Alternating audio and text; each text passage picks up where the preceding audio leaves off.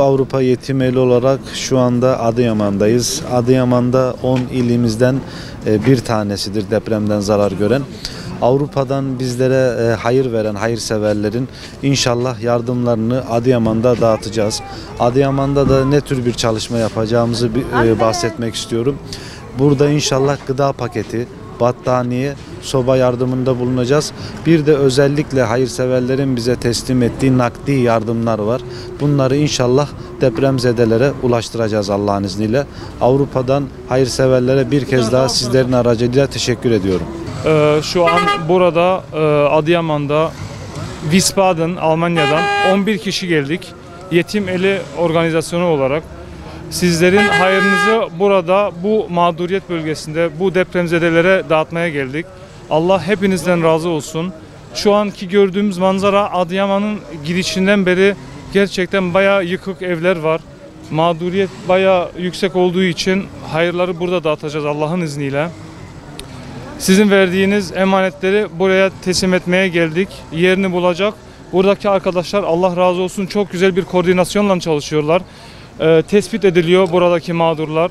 Ona göre buradaki yardım paketleri, gıda paketleri, çadırdan ısıtıcıya kadar her şeyi mevcuttur. Yetimlere ve buradaki mağdurlara gidiyor. Allah hepinizden razı olsun. Almanya'dan geliyorum. Toplamış olduğumuz yardımları burada Yetim Eli aracılığıyla depremzedelere dağıtmaya geldik. Aileleri gezdik, deprem bölgelerini gezdik. Dün Kahramanmaraş'taydık ve bugün Adıyaman'a geldik. 2 gün burada olacağız inşallah.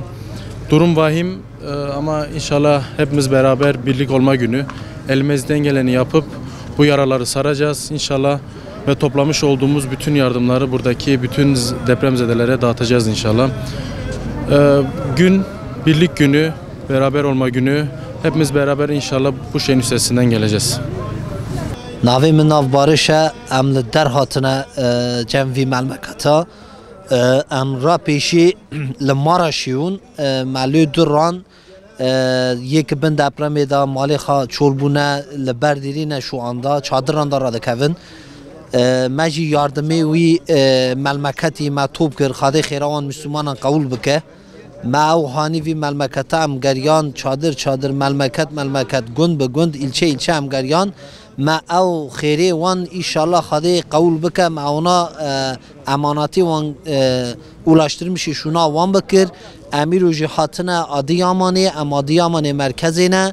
Vera dîsa gönüllü kardeşê me hene em tevê programê Umut kervanî ile em beraberin em şu anda hevre hizmeta me yek e em ji tev wanin em dîsa vera jî Xwedê nasîb bike se em terin gundan terin ilçan li merkezê kêke mağdur biye kêke şu anda ihtiyaca hevese em biizna Rabbê Xuda inşallah em terin cem wan diyeceğim me ew xelkêk li Almanyayê yardım da me Xwedê xêra wan qebûl bike Xwedê emegî wan boşê newe em di saya wan da li viran e em emanetê wan inşallah çer di dergehê Rabbil Alemin da çer qebûl duyse em bi wê şekilî ulaştırmışî wan dikin em vira vê ekiba xwe jî vê biratiya xwe jî inşallah em teşekkür dikin em minnetdarin em di mübarek 3 aylaran da ne Xwedê xêra wan qebûl bike şu anda